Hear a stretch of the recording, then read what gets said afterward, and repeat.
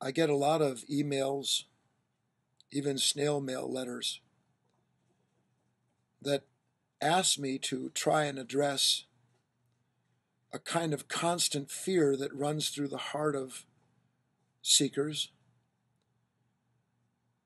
that appears in moments where they want to attempt something they've never done before, even if it's just to be kind in the face of a person who's cruel. And that they always feel they come out as though they weren't able to do it, or that others are able to do it better than they, so forth and so on, and all of the misery that accompanies that kind of comparison. Fear, the main reason for it is that we don't know who we are. It's really that simple. And when we don't know who we are directly from ourselves without taking thought, then the only way in which we can know ourselves is through the eyes and the minds of others, who, I might add, are as equally without a clue as those who are afraid because of listening to them tell them who and what they should be. I knew a great man, a fearless man, whose name was Vernon Howard. He said that this life is not a race to win, but a school for our higher education.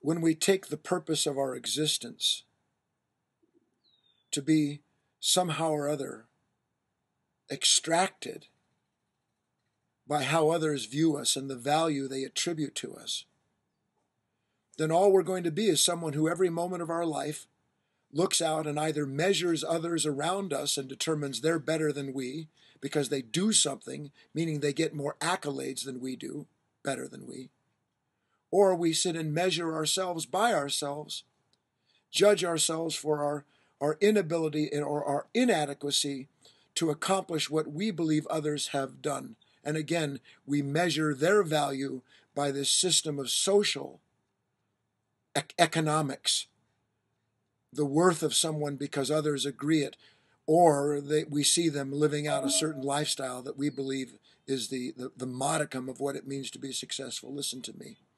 No fearful human being is successful. It's that simple. No fearful human being is successful. They may have all the trappings, but believe me, they are trapped in their fear that whatever granted them that success will take it away, or that conditions will change and somehow what has conspired to create a moment of security is going to slip away. Fearlessness is found in a discovery about who and what you are.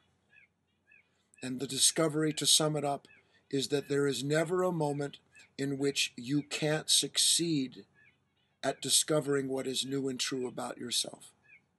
Never a moment where you can't realize something that you haven't yet understood about yourself. And when you understand that idea, meaning that every moment, even the one I'm sitting here talking to you in front of this silly screen, talking to a reflection of myself, literally, every one of these moments is a kind of feedback that leads to freedom. What if we could look at the moments of our life as being feedback that leads to freedom? Why does it lead to freedom? Because every moment is introducing to us something about ourselves we didn't know before.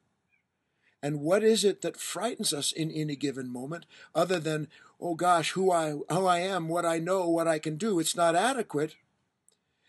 And then add that idea to this further idea that I can learn about myself. I can see more things about myself, so that little by little there's nothing I don't know about myself. And I tell you, when there's nothing that you don't know about yourself, there's nothing that you will ever fear again. You must prove these words for yourself. But if you do, I promise, you will find a freedom that is incomparable. And above all, you will stop measuring yourself through the eyes of others. You will drop all of that relationship with this comparative mind that by its very nature produces conflict when it tries to somehow or other create a fearless life based on the opinion of others.